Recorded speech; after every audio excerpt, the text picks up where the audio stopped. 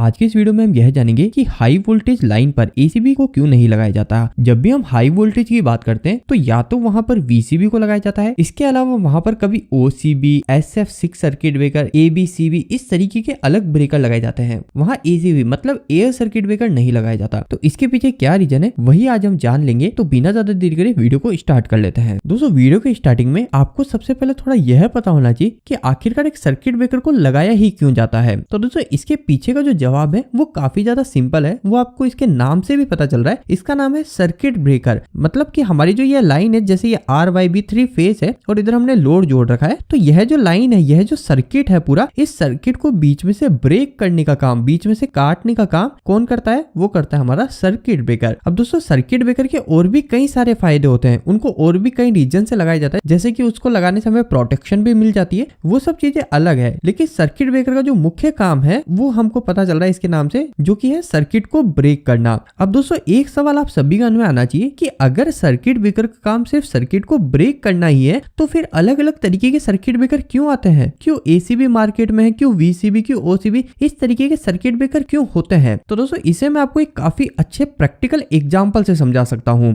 आप सभी ने कई बार जब इलेक्ट्रिकल का वर्क किया होगा तो आपने देखा होगा अगर आप कभी रनिंग एमसीबी में, कोई हमारी एमसीबी चालू है या हमारा कोई भी लोड चालू है, तो उस रनिंग कंडीशन में अगर आप वायर को लगाते हो या वायर को हटाते हो तो वहां पर आपको एक स्पार्क देखने को मिलता है। आप देखते हो कि वहां पे एक स्पार्किंग होती है। इसके अलावा कई बार आपने इलेक्ट्रिकल पोल पर भी जो जियो होते हैं, जियो से सर्किट को ब्रेक करते हुए देखा होगा, तो आपने देखा होगा वहां पर एक काफी बड़ा स्पार्क देखने को मिलता है। तो जो दोस्तों वो स्पार्क होता है, उस स्पार्क को इलेक्ट्रिकल में हम आर्क बोलते हैं। हम उसे बोलते हैं इलेक्ट्रिक आर्क। तो ये इलेक्ट्रिक आर्क कब बनती है? तो ये उस कंडीशन में बनती है जब हम हमारे किसी सर्किट को ब्रेक कर रहे होते हैं, बीच में से ओपन कर रहे होते हैं। तो दोस्तों अब जो ये हमारे सर्किट को ब्रेक करने की वजह से जो आर्क उत्पन्न हो रही है, जो हमारी चिंगारी, जो स्पार्क है, उस स्पार्क को ही कंट्रोल करने के लिए डिफरेंट टाइप के सर्किट ब्रेकर मार्केट में उपलब्ध होते हैं। अब आप सभी एक चीज यह भी बोल सकते हो कि क्यों हम अलग अलग तरीके सर्किट ब्रेकर लगा रहे हैं सिर्फ एक आर्क को कंट्रोल करने के लिए। जब हम हमारी एमसीबी में देखते हैं स्पार्किंग होती है तो उससे होगा भी क्या, उससे क्या फर्क पड़ेगा? तो दोस्तों मैं आपको बताना चाहता हूं, जो ये आर्क है, इलेक्ट्रिक आर्क, ये जब हमारे वोल्टेज कम है तब तो हमें इतनी दिक्कत नहीं होती, लेकिन जैसे जैसे वोल्टेज बढ़ते हैं लाइन में, जैसे जैसे हमारा करंट बढ़ता है, वैसे वैसे जो ये आर्क होती है, ये आर्क और भी स्ट्रांग हो जाती है, चिंगारी और भी ज्यादा स्ट्रांग होती है। और मैं आपको एक और चीज बता दूं, ये जो आर्क होती है ना, इसका अगर आप टेम्परेचर की बात करो कि कितनी गर्म होती है, तो आप सभी को पता है हमारा जो पानी है वो पानी 100 डिग्री सेल्सियस टेम्परेचर पे हमारा भाप बनने लग जाता है, उबलने लग जाता है। तो अगर आप इस आर्क के टेम्परेचर की बात करो तो वो 2000 डिग्री सेल्सियस तक होती है। मतलब कि जितने टेम्परेचर से हमारा पानी गर्म होता है उसका 20 गुना ज्यादा टेम्परेचर हमारे इलेक्ट्रिक आर्क का हो सकता है। तो अब आप इससे आइडिया लगा सकते हो कि यह जो आर्क है, अगर इस आर्क को कंट्रोल नहीं किया जाए तो वह आर्क हमारे इलेक्ट्रिकल के जो डिवाइसेस, जो हमारी बस बार है, जो हमारी लाइन है, उन सबको जला के रख सकती है। तो दोस्तों इतना जानने के बाद में अब एक और सवाल आप सभी के मन में आ सकता है कि आखिरकार एक सर्किट ब्रेकर कैसे हमारी जो आर्क है, इस आर्क को हमारे कंट्रोल कर लेता है, इस आर्क को बढ़ने नहीं देता। तो दोस्तों जितने भी हमारे सर्किट ब्रेकर होते हैं ना, इस सर्किट ब्रेकर के साथ में आपको एक वर्ड सुनने को मिलेगा जिसे बोलते हैं दोस्तों आर्क क्विंचिंग। ये आर्क क्विंचिंग क्या है?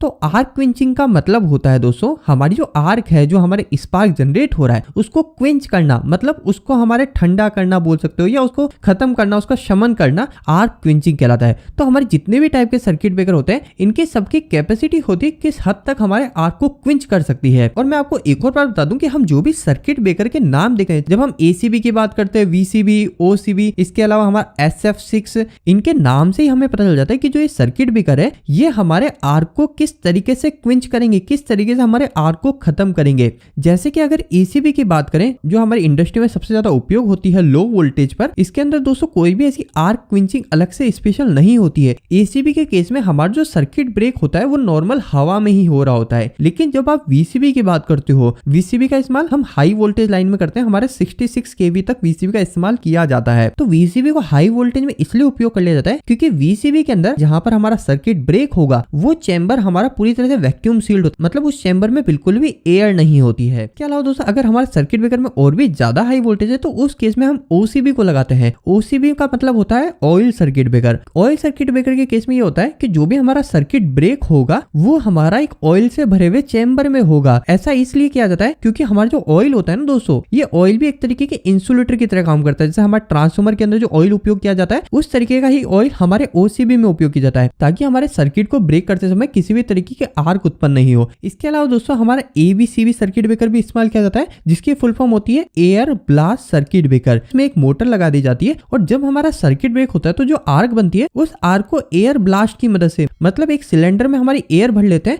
और वो एयर जैसी हमारी आर्क बनती है, जब हमारा सर्किट ब्रेक होता है इतने में वो जो हमने एयर को जो कंप्रेस करके रखा गया था उस एयर को एकदम से छोड़ा जाता है आर्क के ऊपर। इससे क्या होता है हमारी जो आर्क होती है वो आर्क हमारी हट जाती है, खत्म हो जाती है। लेकिन आज के समय एबीसीबी सर्किट ब्रेकर का थोड़ा उपयोग कम कर दिया गया है। आजकल इसी का advance version SF6 circuit breaker उपयोग करते हैं। SF6 सेम हमारा एबीसीबी की तरह ही काम करता है, लेकिन इसमें चीज ये होती है कि हम एबीसीबी के केस में तो हमारी जो नॉर्मल एयर थी उस एयर को ही हम कंप्रेस करके बाद में जैसे हमारा सर्किट ब्रेक होता है हमारी जो आर्क बनती है उस आर्क पे ब्लास्ट करते हैं एयर को। लेकिन SF6 सर्किट ब्रेकर में हमारे नॉर्मल एयर की बजाय यहाँ पे सल्फर फ्लोरा ऑक्साइड गैस का उपयोग किया जाता है। तो यह जो गैस होती है ये आर्क को खत्म करने में और भी ज्यादा कैपेबल होती है। तो इसी वजह से जो हमारी आज के समय जो सुपर हाई टेंशन लाइन है उसके अंदर SF6 सर्किट ब्रेकर का उपयोग किया जाता है। तो दोस्तों बस आज के इस वीडियो में इतना ही। उम्मीद करता हूँ इस वीडियो के माध्यम से आपको कई सारी डिफरेंट जानकारी मिली होगी। आपको आज का यह वीडियो कैसा लगा प्लीज हमें एक लाइक जरूर बताइएगा। इतना ही, धन्यवाद।